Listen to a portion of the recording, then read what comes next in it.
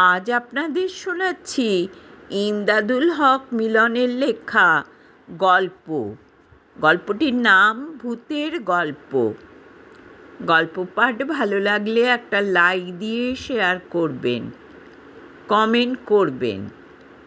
যদি আপনাদের এই চ্যানেল এখনও সাবস্ক্রাইব না করে থাকেন তাহলে দয়া করে সাবস্ক্রাইব করে বেল আইকনটি প্রেস করবেন, যাতে করে কোনো গল্প, উপন্যাস বা কবিতা আপলোড হলে সহজেই তা আপনাদের কাছে পৌঁছে যায়।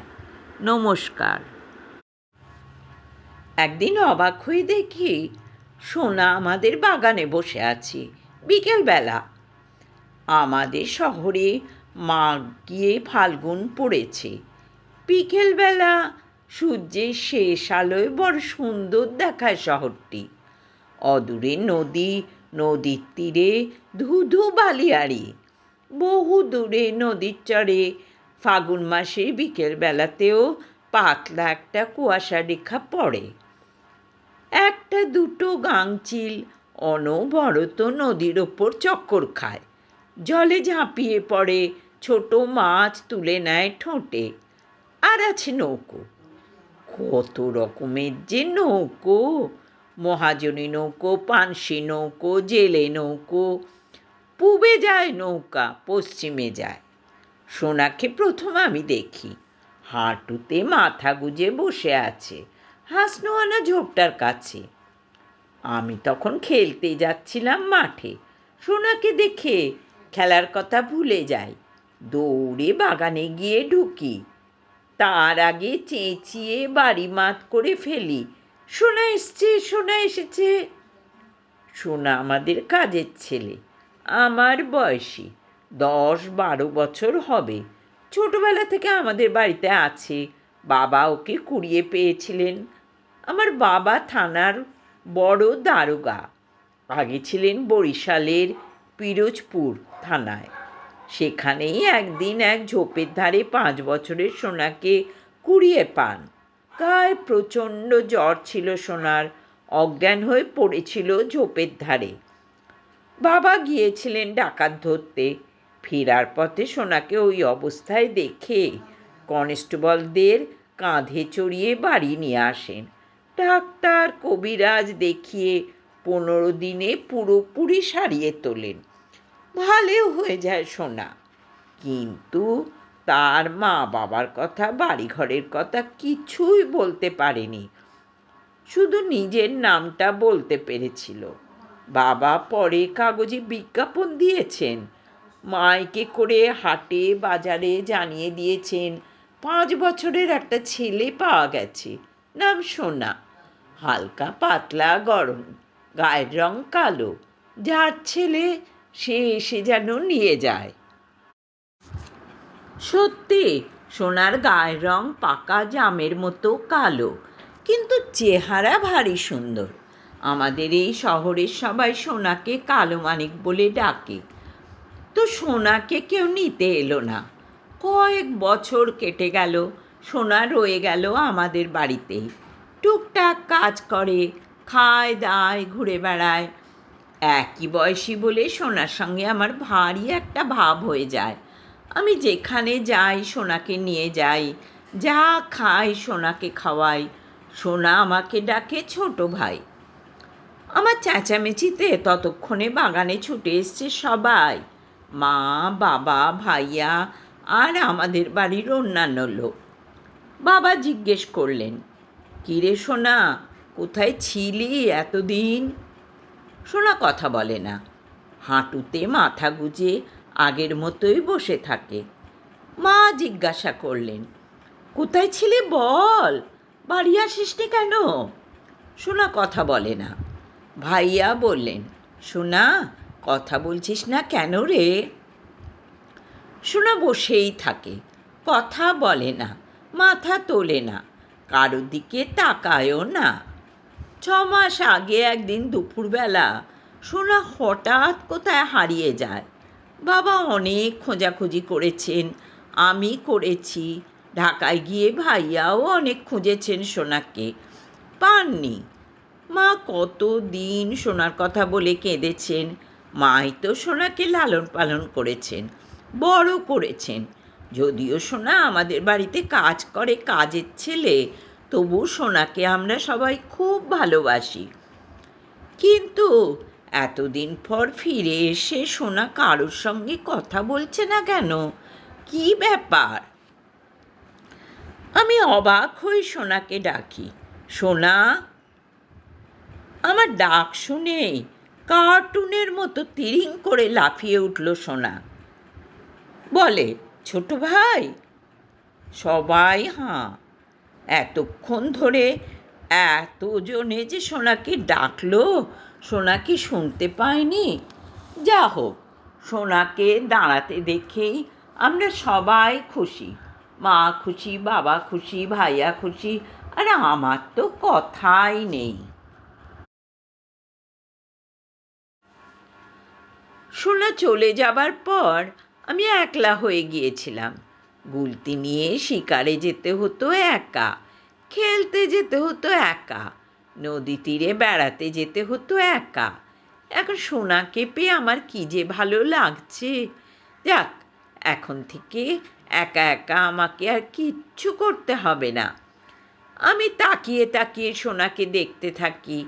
সোনার আগের সেই সোনা নেই।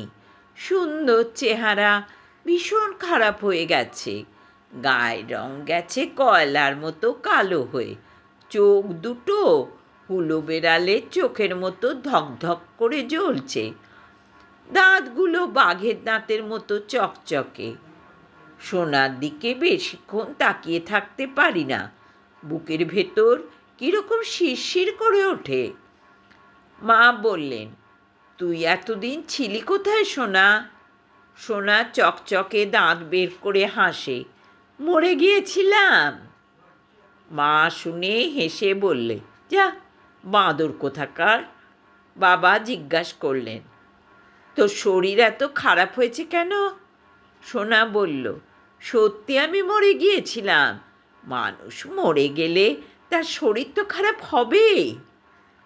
শুনে আবার সবাই হাসে, আমিও। সোনা বরাবর এরকম দুষ্টুমি করতে ভালোবাসে। কত আজগুবি গল্প যে করতে পারে, হাসতে হাসতে পেটে খিল ধরে দিতে পারে। এই জন্যেই সোনাকে আমরা খুব ভালোবাসি। এক সময় আমি সোনার হাত ধরে বললাম, চল ভেতরে চল। কিন্তু সোনার হাত ধরতেই ইলেকট্রিক শক লাগার মতো শক লাগলো আমার। চমকে উঠলাম। ভয় পেয়ে মুহূর্তে ছেড়ে দিলাম সোনার হাত। কি ঠান্ডা হাত সোনার! মনে হলো যেন বরফের চাকা হাতে ধরেছিলাম। হাত ছেড়ে দিতেই খিক খিক করে হাসে সোনা। ছোট ভাই, আমার কথা তুমি খুব মনে করতে না? আমি মাথা নিচু করে বলি, হ্যাঁ। সোনা আমার কানের কাছে মুখ এনে ফিসফিস করে বলল, কিছু নেই তো ফিরে এলাম। ইস, সোনার মুখে কি গন্ধ! বমি আসতে চায়। ঝট করে সোনার কাছ থেকে সরে যাই। ভাবি সোনার নিশ্চয়ই কোনো অসুখ করেছিল, এই জন্যেই মুখে এত দুর্গন্ধ। বললাম, চল ভেতরে চল সোনা, কাল তোকে ডাক্তারের কাছে নিয়ে যাব। তো নিশ্চয়ই খুব অসুখ করেছিল। সোনা কথা বলে না, আমার পিছু পিছু বাড়ির ভেতর চলে আসে।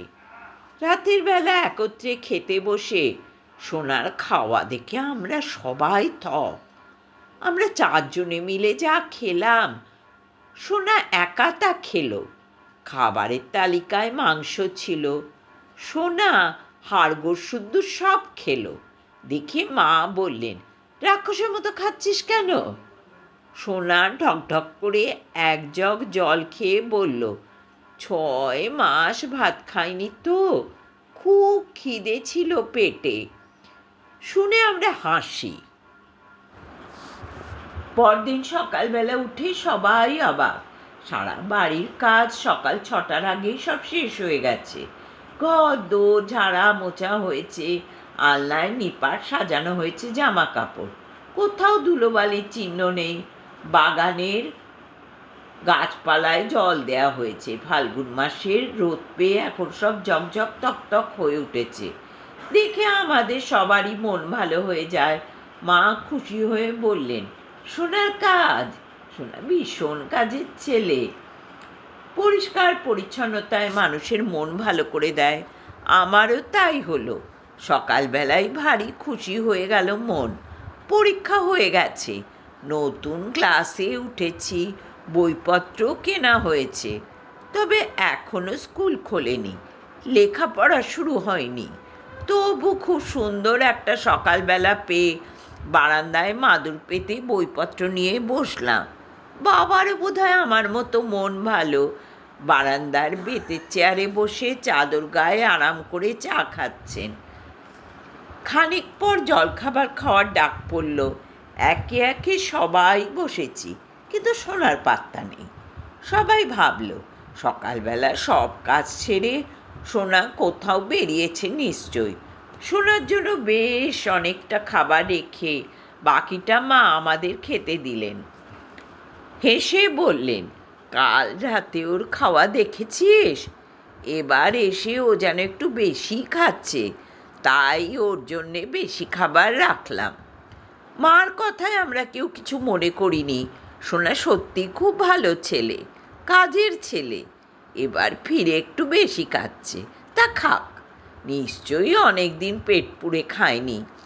সবার খাওয়া হয়ে গেছে, শুধু আমারই হয়নি। একা টেবিলে বসে চা খাচ্ছি, সামনে এসে দাঁড়ালো সোনা। খ্যাক খ্যাক করে হাসলো।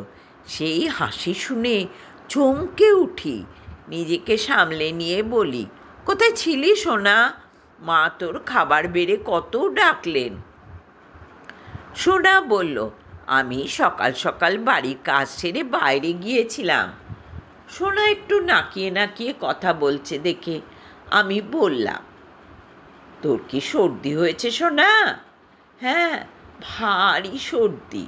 সোনা আবার খ্যাক খ্যাক করে হাসলো। তারপর থালায় ঢাকা দেয়া খাবার খেতে শুরু করলো। আশ্চর্য ব্যাপার, সোনা কাল রাতের মতো গোগ্রাসে আর খেলো না, অল্প একটু খেয়েই রেখে দিল। বললাম, কি হলো, খাচ্ছিস না? আর খাবো না। কাল রাত্রে যে পেল্লায় খাওয়া দিলি, আজ এটুকু খেয়েই হয়ে গেল। আমি সকালবেলা খেয়েছি। কোথায় খেলি, কি খেলি? মাঠে গিয়ে মরা ছাগল খেয়ে এলাম বলেই জিভ কাটল সোনা। আমি সোনার জিভ কাটা খেয়াল করিনি। ওর কথা শুনে হাসি। ও বরাবরই এরকম মজার মজার কথা বলতে ভালোবাসে। সত্যি বলতে কি, সোনা যখন বলল মরা ছাগল খেয়ে এলাম, সেই মুহূর্তে মরা ছাগলের বিশ্রী একটা গন্ধ ওর মুখ থেকে ভেসে এলো। আমি কিছু বুঝে ওঠার আগেই সোনা ঝড়ের মতো বেরিয়ে গেল। আমি অবাক। ফিরে এসে সোনা খুবই অন্যরকম হয়ে গেছে। কোথায় ছিল এতদিন সে কথা এখনো জানা হয়নি। দুনিয়াতে আমরা ছাড়া ওর কেউ নেই। তাহলে এতদিন সে কোথায় ছিল, কার কাছে ছিল? আমি তারপর সোনাকে খুঁজি। সোনার কাছ থেকে সব জেনে নিতে হবে। এ ঘর ও ঘর খুঁজি, সোনাকে কোথাও পাই না। বাগানে যাই, সেখানেও নেই। সোনাটা যে এমন হুটহাট করে কোথায় চলে যায়। ঠিক তখনই শুনি ভাইয়ার ঘরে ভাইয়া খুব ও করে উঠছে। শুনে তার দরজায় গিয়ে কান পাতি। ভাইয়া বরাবরই বেলা করে ওঠে। ভাইয়া আজ এমন করছেন কেন? তখনই ভাইয়া রাগের গলায় বললেন, এই শোনা, আস্তে টেপ, ব্যথা লাগছে। তোর এই শরীরে এত জোর কোত্থেকে এলো? আগে তো এরকম ছিল না। সোনা হি হি করে হাসে। বুঝতে পারি সোনা ভাইয়ার হাত পা টিপে দিচ্ছে। সকালবেলা ভাইয়ার হাত পা ম্যাজ ম্যাজ করে। সোনাকে দিয়ে আগেও এমন হাত পা টিপিয়েছেন তিনি। আমি ভাইয়ার ঘরের সামনে থেকে চলে আসি। দুপুরের দিকে আমাদের বাড়িটা খুব নির্জন হয়ে যায়। কলেজ নেই বলে ভাইয়া চলে যান বন্ধুদের সঙ্গে আড্ডা দিতে, বাবা চলে যান থানায়, মা সংসার নিয়ে ব্যস্ত।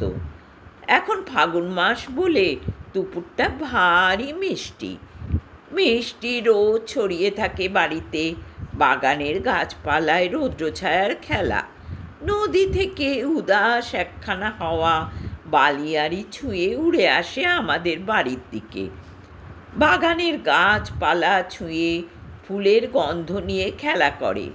বাগানের প্রজাপতিগুলো একবার ঝাঁক বেঁধে ফুলের ওপর বসে, আরেকবার উড়াল দেয়। আমার প্রজাপতি দেখতে খুব ভালো লাগে। দুপুরবেলা তাই বাগানে বসে প্রজাপতির খেলা দেখি। দূরে কোথায় কি একটা পাখি মন খারাপ করা ডাক ডাকে, আমি খেয়াল করি না। একদিন দুপুরের পর বাগানে বসে আছি, হাতে গুলতি, হাফ প্যান্টের দু পকেট ভর্তি এঁটেল মাটি দিয়ে তৈরি করা গুলি। সোনার জন্য অপেক্ষা করছি। সোনা যে কোথায় গেল? আজ দুপুরবেলা সোনাকে নিয়ে ৮ মাইল দূরের বনে যাওয়ার কথা, পাখি মারব। সোনা খুশি হয়ে বলেছে যাবে, কিন্তু এখন দেখো কোথায় গিয়ে লুকিয়েছে। আমার ভারী মন খারাপ হয়ে যাচ্ছিল। হাঁটুতে মাথা গুঁজে বাগানে বসে থাকি। এক সময় মাথা তুলেই সামনে দেখি সোনা দাঁড়িয়ে আছে। দেখেই চমকে উঠি। সোনা কখন এলো? কেমন করে এলো? সোনা হাঁটলে কি শব্দ হয় না? তাহলে সোনার পায়ের শব্দ আমি পাই না কেন? সোনা আমাকে ওভাবে তাকিয়ে থাকতে দেখে বললে, তুমি এখানে বসে আছো ছোট ভাই, আর আমি তোমাকে সারা বাড়ি খুঁজলাম। চকচকে দাঁত বের করে হাসে সোনা। সেই হাসিতে ওর দুধ সাদা দাঁত ঝিলিক দিয়ে ওঠে। সোনার দাঁত এত সাদা ছিল না আগে। হলো কি করে? আমি সোনার মুখের দিকে তাকিয়ে বলি, তোর জন্যই তো বসে আছি, চল। শহরের পূর্ব দিকে ৮ মাইল দূরে ছোট্ট একটা বন আছে। কিছু বড় বড় গাছ, আকন্দ ঝোপ, বৈচি ঝোপ, আশাওড়া, ভাট এসবের জঙ্গল আছে। সেখানে অনেক পাখি আর শেয়াল। বনের মাঝামাঝি গভীর কালো জলের বিশাল একটা দিঘি। আমি আর সোনা কাল সন্ধেবেলা প্ল্যান করে রেখেছি, আজ দুপুরে বনে যাব গুলতি নিয়ে পাখি মারতে। এখন ১২টার মতো বাজে। আমি আর সোনা ধানি মাঠে নেমে গেছি। ৮ মাইলের মতো জায়গা, শুধু ধানের মাঠ, তারপরেই কালো মেঘের মতো বনরেখা। মাঠে নেমে সোনাকে বললাম, তুই একলা এত কাজ করিস কেমন করে? সোনা হাসে, এত কাজ কই? তোমাদের বাড়িতে যা কাজ তা আমি ২ মিনিটেই করতে পারি। আমি অবাক হই না, হাসি। সোনা সব কথাই মজা করে বলে। কিছুটা দূরে গিয়ে বললাম, সোনা, তুই এতদিন কোথায় ছিলি বললি না তো? মঙ্গলবার সকালে বলবো। কেন? এখনই বল না। সোনা আমার আগে হেঁটে যায়, হাত দিয়ে ধান চারা নাড়ে, এটা করে ওটা করে। আমি জানি সোনা এখন কিছুতেই বলবে না।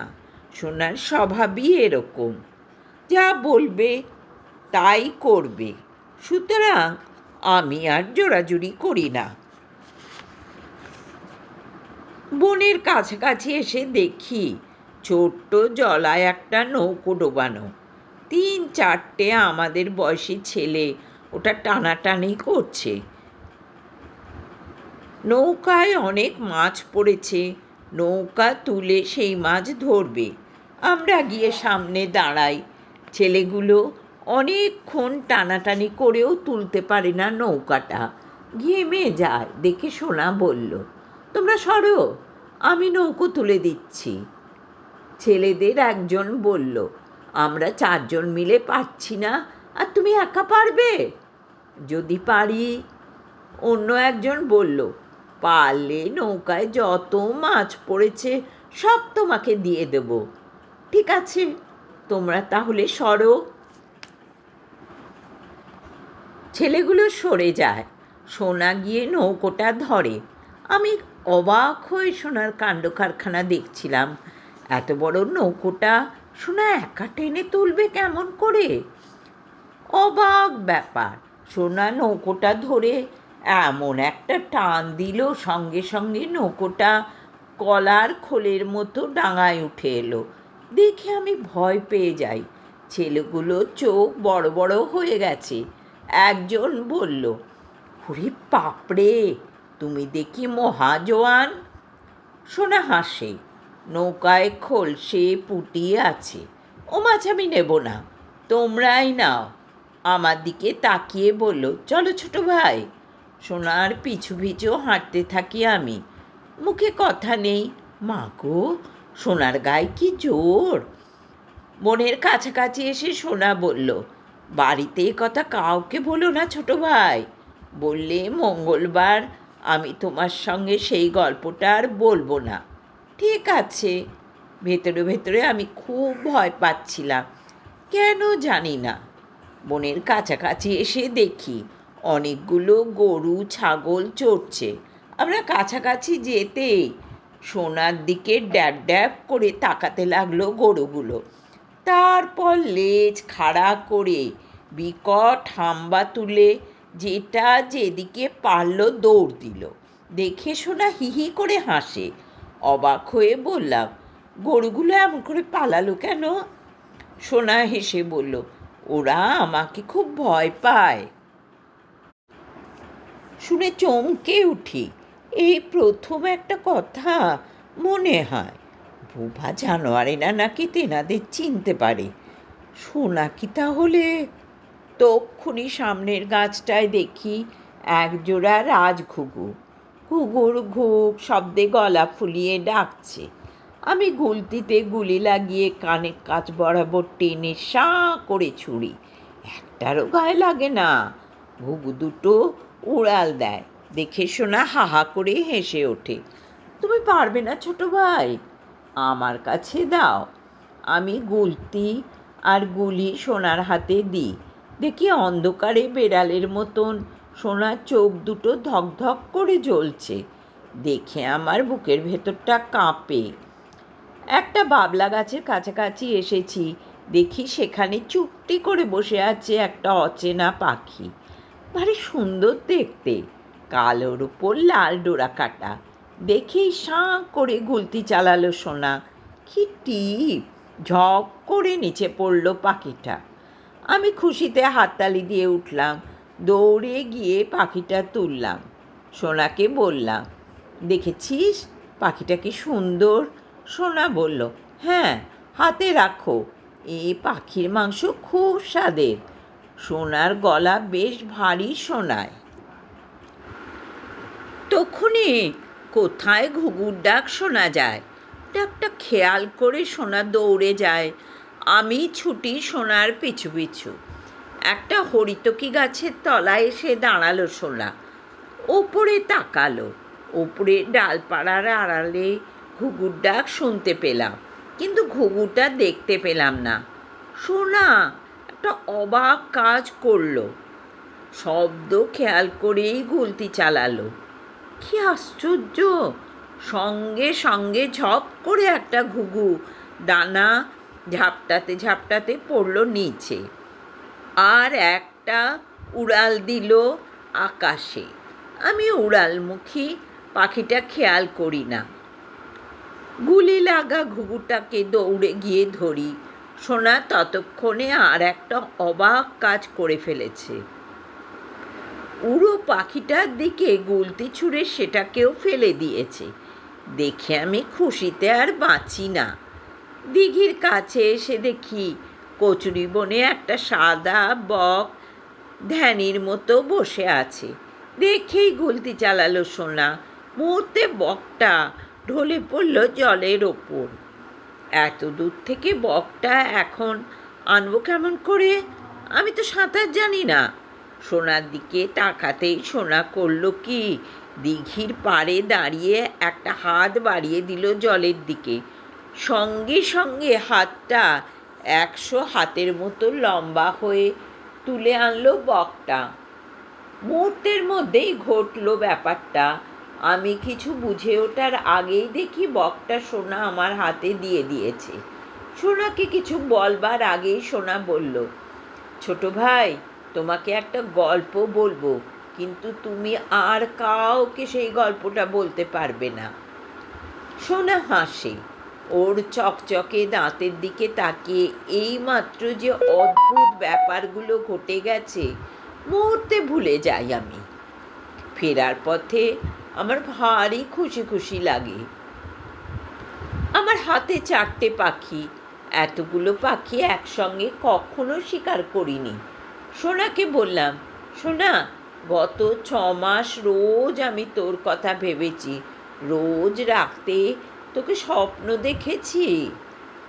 সোনা উদাস গলায় বলল, শুধু তোমার জন্যেই তো আমি ফিরে এসেছি ছোট ভাই। তুমি আমার কথা ভাবতে, আমাকে স্বপ্নে দেখতে আমি সব জানি। কেমন করে জানলি? তুমি যেই মুহূর্তে আমাকে ভাবতে, আমিও ঠিক সেই মুহূর্তে তোমাকে ভাবতাম। তুমি যখন আমাকে স্বপ্নে দেখতে, আমিও ঠিক তখনই তোমাকে স্বপ্নে দেখতাম। শুনে অবাক হই। শীতল একটা ভয় আমার শিরা বেয়ে নেবে যায়। টের পাই, তবু বলি, কেমন করে? সেটা তুমি বুঝবে না। বাড়ি এসে দেখি পাখিগুলো সব মরে গেছে। তবুও আমাদের বাড়ির সবাই পাখি দেখে খুব খুশি। আমি ভীষণ উচ্ছ্বাসে বলে বেড়াই, সোনার হাতে দারুণ টিপ। আর একটা কথা বলতে গিয়ে থেমে যাই। সোনা নিজের হাতখানা 100 হাত লম্বা করতে পারে, কথাটা বললে কেউ বিশ্বাস করবে না, তাই চেপে গেলাম। মা বললেন, সোনা, পাখিগুলো ফেলে দিয়ে আয়, মরা পাখি রেখে লাভ কি? পাখিগুলো হাতে ঝুলিয়ে আমাদের বাড়ির পেছন দিকটায় ফেলতে চলে যায় সোনা। আমি মাকে বললাম, মা, সোনার গায়ে ভীষণ শক্তি। তারপর নৌকা টেনে তোলার ঘটনাটা বলি। শুনে মা অবাক। সোনা পাখিগুলো কোথায় ফেলে আসে দেখার জন্য ছুটে যাই আমি। সোনা আমাকে দেখতে পায় না। আমি সোনার পেছন পেছন যাই। বাড়ির পেছন দিকটায় ছোট একটা ডোবা আছে। সোনা সেদিকে যায়, গিয়ে ঝোপের আড়ালে বসে পড়ে। দেখে অবাক হই, ওখানে বসে পড়ার কি হলো? সোনা তো পাখিগুলো ছুঁড়ে ফেলেই চলে আসতে পারে। আমি আর একটু এগোই, একটা ঝোপের আড়ালে নিজেকে লুকিয়ে দেখতে থাকি সোনা কি করছে। খানিক পর যা দেখি তা বললে কেউ বিশ্বাস করবে না। পরিষ্কার দেখতে পাই পাখিগুলোর পালক ফেলে কচকচ করে তাদের কাঁচা মাংস খাচ্ছে সোনা। দেখে আমার যে কি হলো! পা দুটো যেন গাছপালার মতো শিকড় বাকড় গেড়ে মাটিতে বসে গেল। নড়াচড়ার ক্ষমতা নেই। কতক্ষণ এভাবে কাটে খেয়াল নেই। যখন সংবিত ফেরে তখন অনেকটা সময় কেটে গেছে। সোনা পাখির মাংস খাওয়া সেরে বাড়ি চলে গেছে। আমি দৌড়ে বাড়ি ফিরে আসি, কাউকে কিছু বলি না। সোনা আসলে কি তা আমাকে জানতে হবে। সোনা কি মানুষ না? আমি তারপর থেকে সোনাকে ফলো করতে থাকি। 2 দিন ফলো করে বুঝতে পারি, স্পষ্ট দেখিও। রৌদ্রে কিংবা জ্যোৎস্নায় সোনার ছায়া পড়ে না। বুঝে যাই সোনা আসলেই। তবু কাউকে কিছু বলি না। মঙ্গলবার সোনার গল্পটা শুনতে হবে, যদিও আমার ভয় করছে। মঙ্গলবার ভোররাত্রে শীতল একটা স্পর্শে ঘুম ভেঙে যায়, যেন বরফের একটা টুকরো কেউ আমার গালে ছুঁয়েই সরিয়ে নিয়েছে। সেই স্পর্শে লাফিয়ে উঠি, দেখি সোনা আমার সামনে দাঁড়িয়ে আছে। হকচকিয়ে বলি, কিরে সোনা, সোনা বলল, তোমাকে একটা গল্প বলবো বলেছিলাম না? আমার ঘুম কেটে গেছে। সোনাকে সামনে দেখে ভয় করছে, তবু ঢোক গিলে বললাম, হ্যাঁ। সোনা খ্যাক খ্যাক করে হাসলো। সেই গল্পটাই বলতে এলাম। সোনার শরীর থেকে মরা পচা গলা মানুষের বোটকা গন্ধ আসছিল। সেই গন্ধে বমি আসে আমার। দম বন্ধ করে রাখি, তবু ভয় সোনাকে কিছুই বলি না। সোনা যদি এখন আমাকেই... সোনা আমার বিছানার পাশে বসলো। জানলা দিয়ে পাতলা একটুখানি জ্যোৎস্না এসে পড়েছে। সেই আলোয় সোনার চেহারা পরিষ্কার দেখা যায় না, শুধু ওর চোখ দুটো বেড়ালের চোখের মতো ধকধক করে জ্বলছে দেখতে পাই। ঘরের দরজা বন্ধ। সোনা তাহলে ঘরে ঢুকলো কি করে? ভেবে আমার গলা বুক শুকিয়ে কাঠ হয়ে যায়। চেঁচাবো যে শক্তি নেই। পাশের ঘরে মা, বাবা, আরেক ঘরে ভাইয়া, ডাকলেই তারা শুনতে পাবেন। ডাকবো কেমন করে? আমার গলা দিয়ে যে আওয়াজই বেরোয় না। ছবির মতন স্থির হয়ে বিছানায় বসে থাকি। সোনা বলল, 6 মাস আগে একদিন দুপুরবেলা আমি একা একা বনে গিয়েছিলাম। আমরা যে বনে সেদিন পাখি মেরে এলাম, ওই বনে। ওখানে একটা বিশাল দিঘি দেখলে না? ওই দিঘিতে পড়ে ডুবে যাই আমি। কিন্তু মরে গেলে কি হবে? তোমাকে ভুলতে পারি না, তুমিও ভুলতে পারো না আমাকে। রোজ আমার কথা ভাবো, আমাকে স্বপ্নে দেখো। দুদিন মনে মনে আমার সঙ্গে কথা বলতে বলতে কেঁদে ফেলেছিলে। আর একদিন বাজারের সামনে সোনা সোনা বলে অন্য একটা ছেলেকে জড়িয়ে ধরেছিলে। এসব আমি জেনে যাই। তখন থেকেই ভাবি তোমার সঙ্গে আমার একবার দেখা করা উচিত। দেখা করে সব বলে আসা উচিত। মরে গেলে মানুষ আর কখনো ফিরে আসে না। তবু শুধু তোমার টানে আমি ফিরে এসেছি। আমি যেদিন দিঘির জলে ডুবে মরি সেদিন মঙ্গলবার ছিল। আজও মঙ্গলবার। আজ আমি আবার মরে যাচ্ছি। তুমি আর কখনো আমার কথা ভেবো না। আমাকে স্বপ্নে দেখো না, মনে মনে আমাকে ডেকো না। অমন করলে আমি হয়তো আবার তোমার কাছে ফিরে আসব। যাই ছোট ভাই। চোখের পলকে দেখি সোনা নেই। ঘরের দরজা বন্ধ। সোনা বেরিয়ে গেছে কি করে?